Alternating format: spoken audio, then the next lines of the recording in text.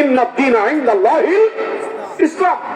আল্লাহর কাছে একমাত্র, কেবলমাত্র, শুধুমাত্র মনোনীত ধর্ম হলো আল ইসলাম। আর সেই ইসলাম ধর্মের অনুসারী আমি আপনি।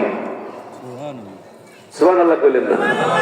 না চিন্তা করছেন যে বাড়ি যে সুবহানাল্লাহ বলবেন, এর এখানে কি বলেন? তাতে মহব্বত বাড়বে। সুবহানাল্লাহ বলে আল্লাহ ইজ্জত বাড়িয়ে দেন। সুবহানাল্লাহ বলে আল্লাহ গুনাহ মাফ করে দেন। সুবহানাল্লাহ বললে জান্নাতে একটা গাছ আল্লাহ পাক লাগাবেন, ওই গাছটার নিচ দিয়ে একটি তেজি ঘোড়া দৌড়াইতে দৌড়াইতে দৌড়াইতে 700 বছর দৌড়াবে, এরপরেও তার ছায়া শেষ করতে পারবে না। এই সুবহানাল্লাহর পাওয়ার কত আল্লাহ পাক রেখে দিয়েছেন। সুবহানাল্লাহ।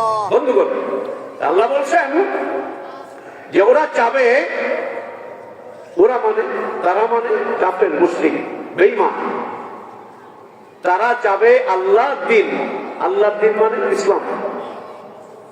এটাকে ওরা ফুৎকার দিয়ে, ফুৎকার মানে ফু, ফু দিলাম না, এরকম ফু দিয়ে ওরা ইসলামকে নিভিয়ে দিবে। তার মানে ইসলামের বিধিবিধান সব তারা বন্ধ করে দিবে।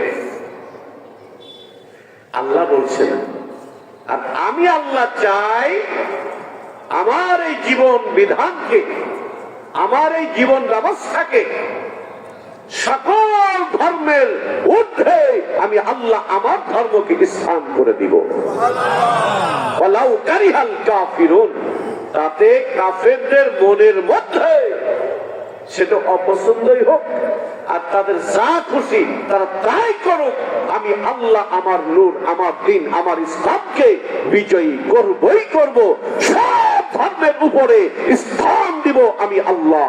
আওয়াজ করে বলুন।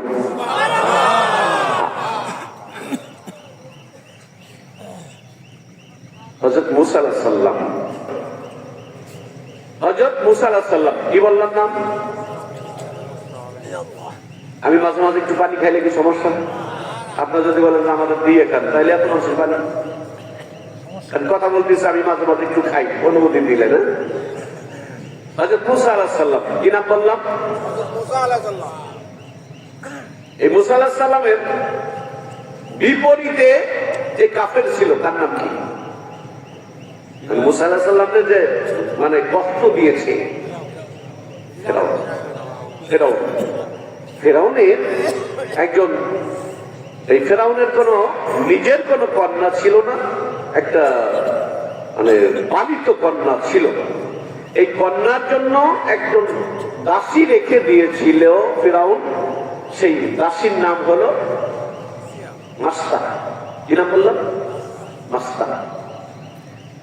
এই মাস্তা একদিন এই ফেরাউনের মেয়ের মাথা আশ্রাইতে, যে মহিলারা মাথা আশ্রায় না, আয়নার সামনে যে, ড্রেসিং টেবিলের সামনে যে দেখবেন মাথাটা সুন্দর করে পরিপাটি। তো হঠাৎ করে চিরুনিটা যখন হাত থেকে পড়ে গেল, আমার মায়ের জাতি যারা আমার কথাগুলো শুনতে পাচ্ছেন, শুনেন একটু গভীর মনোযোগ। আপনারা তো অনেক বড় বড় হুজুরদের বয়ান শুনেন, আর আপনাদের এই পাবনাতে অনেক আল্লাহওয়ালারা ঘুমিয়ে আছেন। সুবহানাল্লাহ। নাম বললে অনেকেই চিনবেন, আমি সবার নাম বলবো না।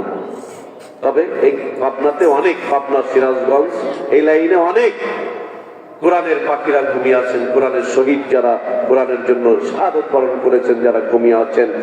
তারপরে তাজকিয়ায়ে নফসের কথা যারা বলেন, এরাও এই তারাসে ঘুমিয়ে আছেন। আল্লাহর ওলিরা এইভাবে জায়গায় জায়গায় আল্লাহ অসংখ্য আল্লাহ ওয়ালা জানালা এই পাবনা জেলায় ঘুমিয়ে আছেন। সুবহানাল্লাহ। আপনারা হলেন সেই জেলার মানুষ। আপনাদের আর আমি কি বুঝবো? আপনাদের থেকে বুঝ নিব আমি। বন্ধুগণ, তো যখন চিরুনিটা হাত থেকে পড়ে গেল, এই মাসটা বলছে বিসমিল্লাহির রহমানির রহিম। বিসমিল্লাহির রহমানির রহিম বলে চিরুনিটা উঠাই। এবার ফেরাউনের মেয়েটা বলতেছে, তুমি কি বললা? তুমি কি বলে চিরুনিটা উঠাই না? তারা তো আরবি বুঝতো। এখানে কার নাম বললাম? মাস্তা বলছে, জাহাপানা,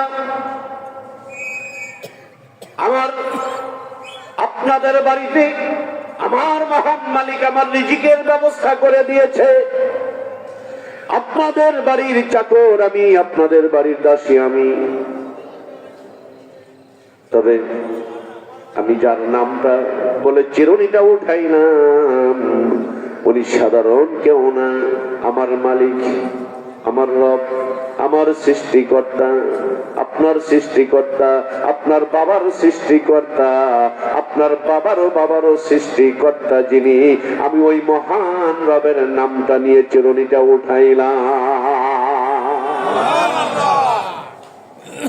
ফেরাউনের মেয়ে বলতেছে, তুমি এত বড় সাহস, আমার বাড়ি খাও, তোমার গায়ে বাতাস লাগে না? আমার বাড়ি খেয়ে আমার বাবাও হইল এই দেশের রব, আর তুমি অন্য রবের নাম বলে চিরুনি উঠাবো আমার বাড়িতে বসে? এটা হতে পারে না। আমি এই কথা কি আমার বাবার কাছে যে বলবো? মাস্টার বলছে, অবশ্যই আপনি বলবেন। আপনি আপনার 14 গোষ্ঠীকে যেই রব বানাইছে, সৃষ্টি করেছে, ওই রবের কদম ধরছি, এই জীবন গেলেও ছাড়ব না। আল্লাহ আল্লাহ কি যে মধুর নাম, জোরে আল্লাহ আল্লাহ।